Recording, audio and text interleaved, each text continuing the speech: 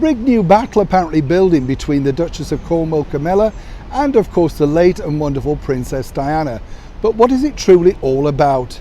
Hi, good morning, Neil Sean here in the very heart of London. Thank you for joining me today. This particular story has been building over the last few days, and it all centres upon a celebrated photographer called Arthur Edwards, who's been the chief photographer for a national newspaper now for over 40 years.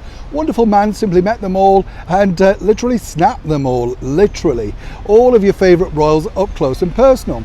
Now Arthur himself, as I say, I've met on many occasions, and he's a bit of a character, you know, speaks as he finds, doesn't hold back.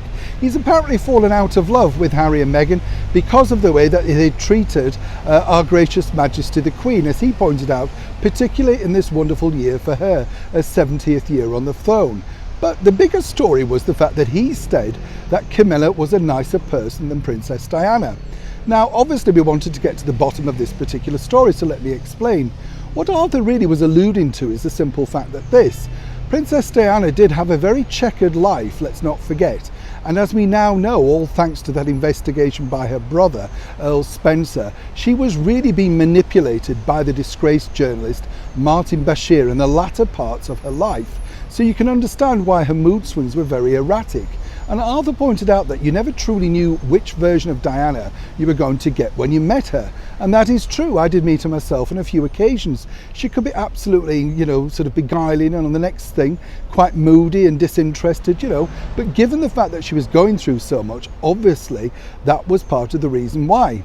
Now, moving forward, he pointed out that Camilla is a totally different person. But let's not forget that Camilla was also older and, of course, a little bit more street savvy, if you like. The fact she's grown into the job of the Duchess of Cornwall, who will one day become our Queen Consort. Now, what's interesting is Arthur, as I say, got a terrible backlash on social media. But let's not forget, you know, Princess Diana herself was simply no angel, you know. People like to paint her as that.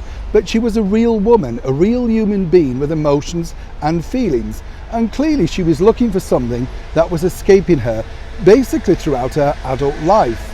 As for Camilla, at that point she was already married with children and far more settled down. And what Arthur was basically stating was the fact that what you get with Camilla, you do genuinely see.